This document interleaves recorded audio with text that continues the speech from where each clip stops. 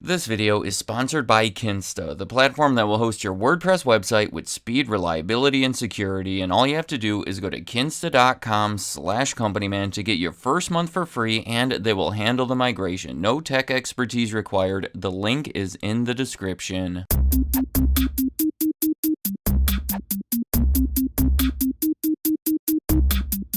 Ulta and Sephora are two of the biggest, most popular retail stores that specialize in beauty products. I will admit up front that I am not one of their frequent customers, or part of their core demographic that Ulta describes as a beauty enthusiast, but I do recognize these as great case studies. Both are impressive stories in my opinion, because in a time when so many physical retailers are struggling, these two have been consistently growing and seemingly doing better than ever. They are both multi-billion-dollar companies with over 500,000 employees that are generally believed to be helpful and knowledgeable about beauty products. However, since they are the ones that have stood out and risen above the others, a bit of a rivalry has developed between them. They compete directly against each other to attract a very similar pool of customers, many of which, I am sure, frequently shop at both stores. For a while now, viewers have been requesting that I make a video on the topic, and I think that the best way to do it is to compare the two retailers in 10 key categories. Yeah, that is a lot to talk about, so I'm not going to waste any more time and get right to it by first comparing their beginning innovations. What I mean here is that the first store from each chain was somewhat groundbreaking with its innovative approach to retail. For Ulta, the uniqueness was in the variety. See, back in 1990, people looking to buy beauty products would typically have to go to different types of stores depending on what they wanted to buy. I mean, sure, the more common brands were found at most drugstores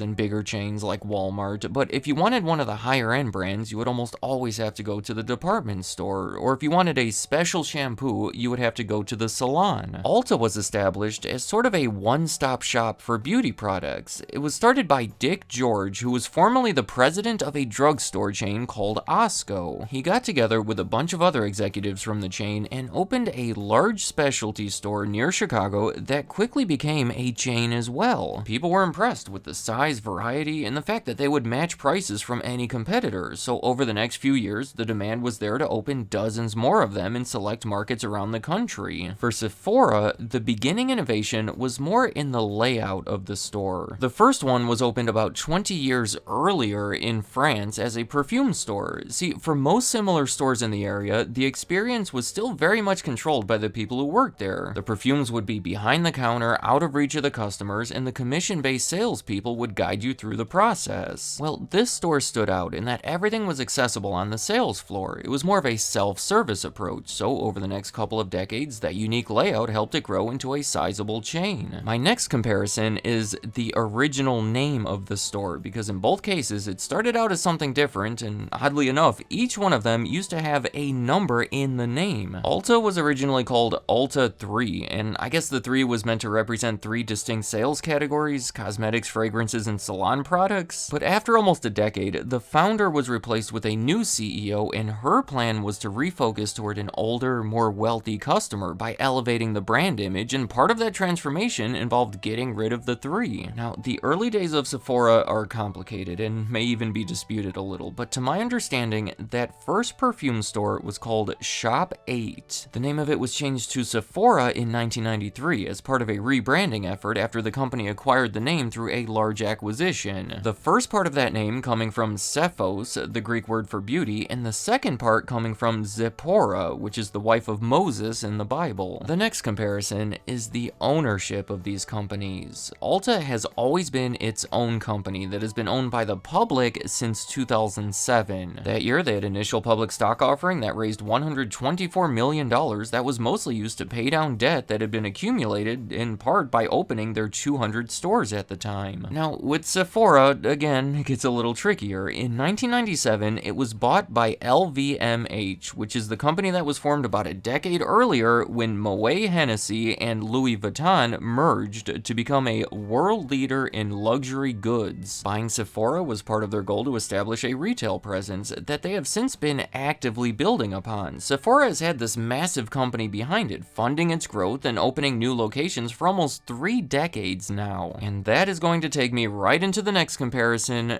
geography. Ulta exclusively operates in the United States. I believe every store they have is located within the one country, whereas Sephora is much more global, originating in France, but currently claiming to operate stores in more than 35 countries, obviously including the United States. Another important comparison is store count. The first Sephora in the United States was opened in New York in 1998, shortly after it was acquired by LVMH. It has since opened an additional 700 stores throughout North America, which is about half as many as Ulta has in the US, giving Ulta a significantly bigger presence within its home country. However, Sephora has an additional 2,000 stores throughout the rest of the world, making them twice as large on a global scale by that particular measure. But we also have to consider that historically, Sephora has opened most of their stores within higher-end shopping malls relying on foot traffic, whereas Ulta has favored larger locations that are part of outdoor strip malls relying on street traffic. So when it comes to the actual size of the stores, on average, Ulta stores are almost twice as large, 10,000 square feet compared to 5,500 square feet, making the total worldwide square footage pretty similar between the two. Along those same lines, another important comparison that I have to mention is total sales. For Ulta, they sell over $11 billion worth of beauty products each year, which, by the way, has more than tripled over the past decade. Sephora, well, again, is trickier, being part of a larger company. About 20% of LVMH's sales come from their reporting segment called Selective Retailing that reported about $18.6 billion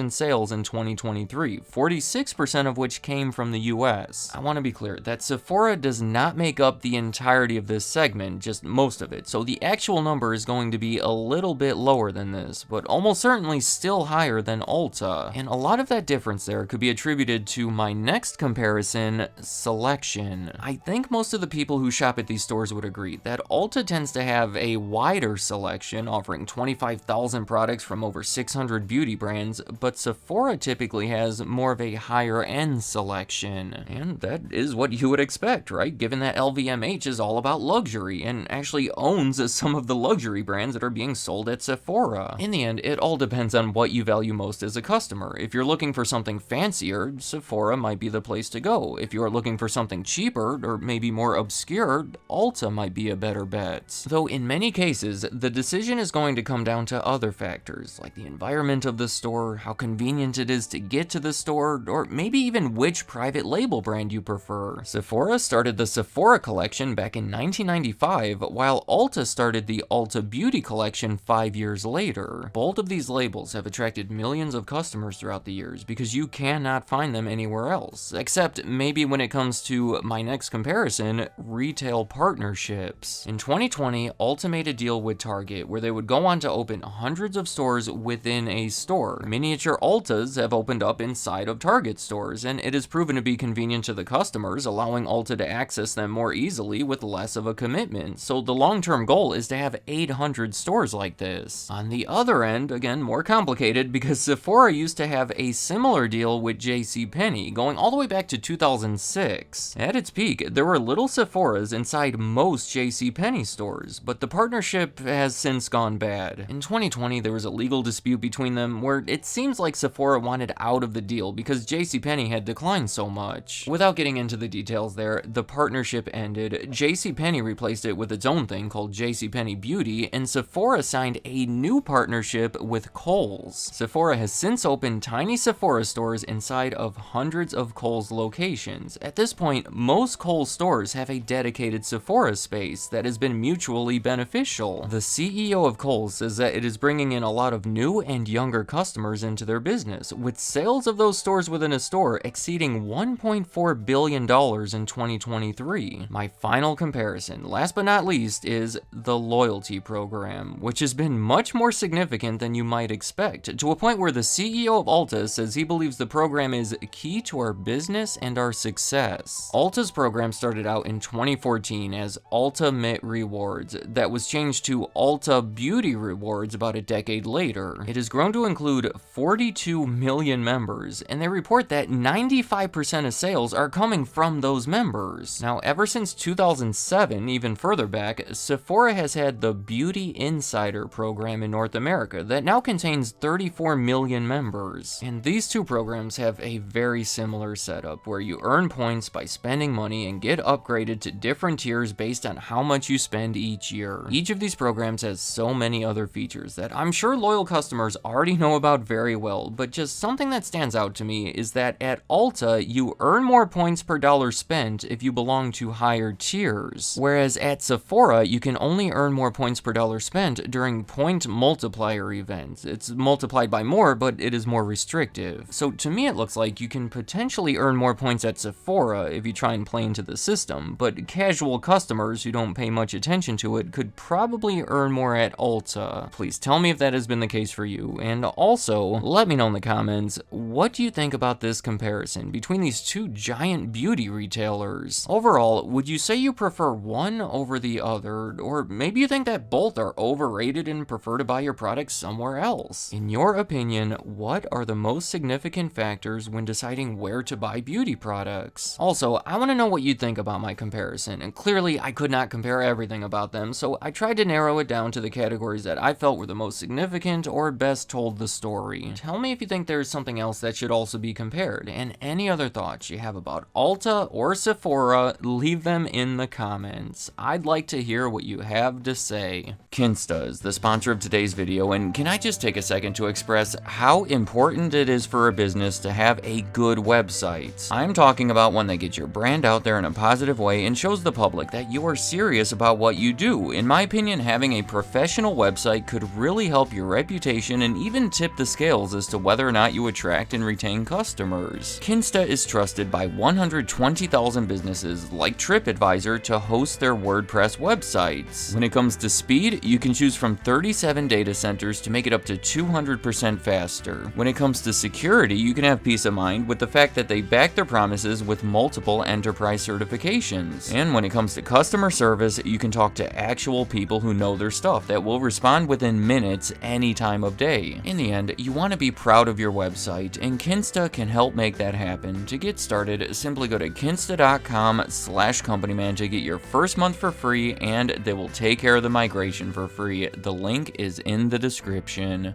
Thank you for watching.